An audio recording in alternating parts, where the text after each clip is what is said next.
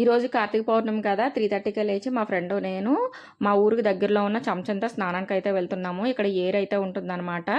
చక్కగా ఇక్కడ స్నానాలు చేసి దీపాలు అవి వదులుకోవచ్చు. అలాగే పక్కనే గుడి కూడా శివాలయం ఉంటుంది. అక్కడికి వెళ్ళి చక్కగా పూజ కూడా చేసుకోవడానికి బాగుంటుందన్నమాట. మేమైతే స్నానాలు చేసి శివాలయానికి వెళ్ళి పూజ అయితే చేసుకున్నాము. తర్వాత ఇక్కడ రావి చెట్టు కూడా ఉంటుంది. ప్రదక్షిణలు కూడా చేసుకోవచ్చు అనమాట.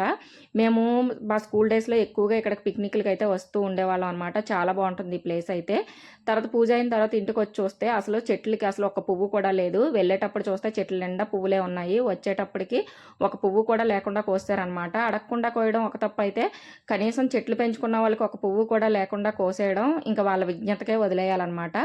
నేను పూజ కోసం బూర్లు అయితే రెడీ చేసుకుంటున్నాను. అలాగే ఈవినింగ్ రెడీ అయ్యి పూజ అయితే చేసేసుకున్నాను అనమాట.